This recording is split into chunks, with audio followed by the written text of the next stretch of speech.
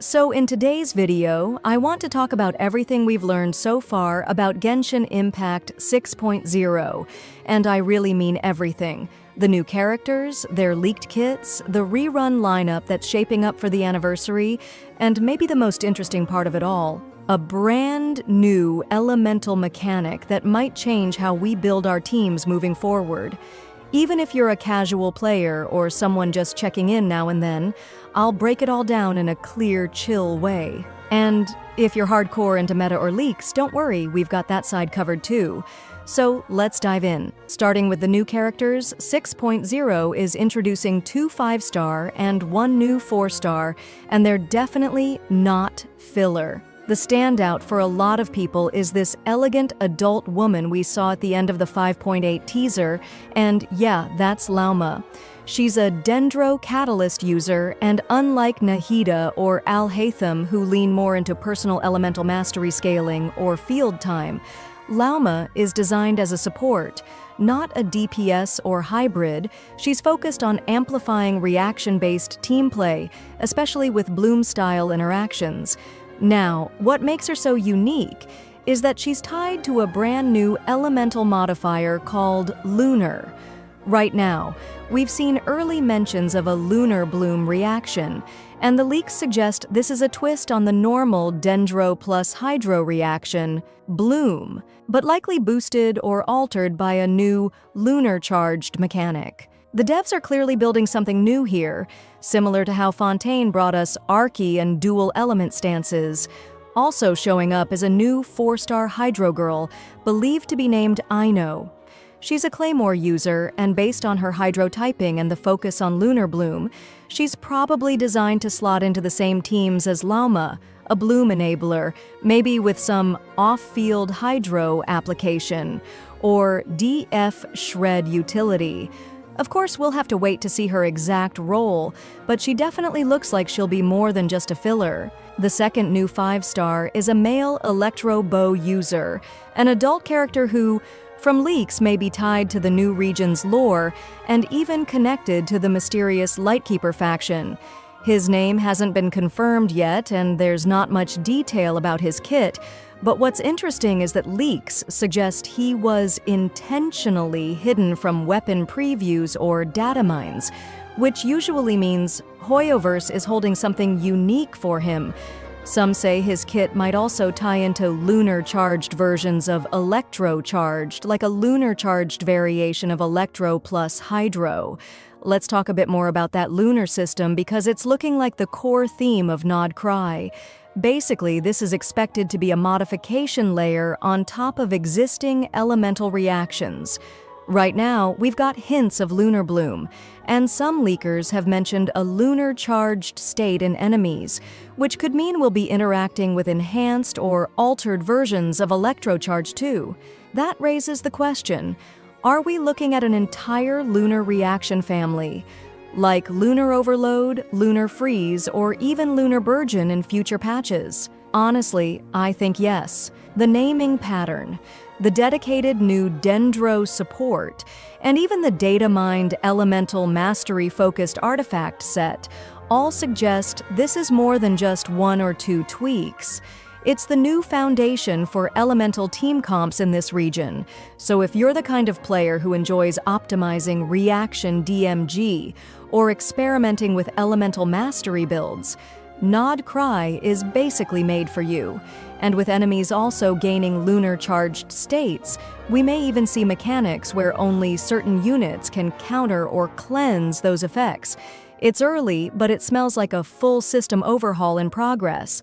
Now let's talk reruns, because version 6.0 is also Genshin's anniversary update. And if you've been playing for a while, you know Hoyoverse usually treats anniversaries as a chance to bring back 1 or 2 powerhouse characters from the past. But what makes 6.0 a bit tricky is that it's launching a new region, Nod-Krai, with a whole new elemental mechanic, lunar reactions, and a new 5-star like Lauma, who's more about support and team synergy than pure carry damage. So who's actually coming back? If you've been following the usual Archon rerun cycle, You might think, oh, Nahida or Raiden would be perfect for this, especially since Lunar Bloom builds on top of Dendro plus Hydro. But here's the thing, based on the most recent leaks and past rerun structure, they're almost certainly not in 6.0. Let's break it down logically. First off, Nahida is rumored to be coming back in 6.1, not 6.0.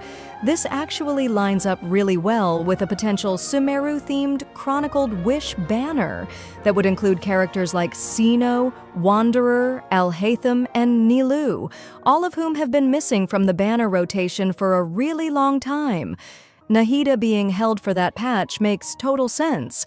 She'd headline a proper Dendro meta rerun cycle. Raiden Shogun just had a rerun in 5.6 as part of the Inazuma Chronicled Wish. Too soon. Hoyoverse doesn't double-dip reruns unless it's part of some massive story moment, and we're not in an Inazuma arc anymore. Then there's Venti, who hasn't had a rerun, which would normally make him a decent pick. But Mondstadt is also rumored to be getting a new expansion in the future, maybe Old Mondstadt or Hexenzirkel content, so Hoyoverse is probably holding him for when that arc kicks in to make it thematically relevant. So that leaves us with two real possibilities, Furina or Zhongli. Furina's a fan favorite, absolutely, but her last rerun was just in 5.4, so from a purely business and balance standpoint, it might be a bit early to bring her back again, especially when players are still recovering from Fontaine's huge spending cycle. Also, while she fits the Hydro side of Lunar Bloom, she doesn't quite match the anniversary tradition role, which brings us to Zhongli, and honestly, he's the one that makes the most sense. Here's why. First, he's on exactly the right timing. His last rerun was in 5.2, during the Natlon launch. So by 6.0, it will have been 6 full patches. That's a normal rerun gap, and it matches how Hoyoverse used him in previous anniversary banners too.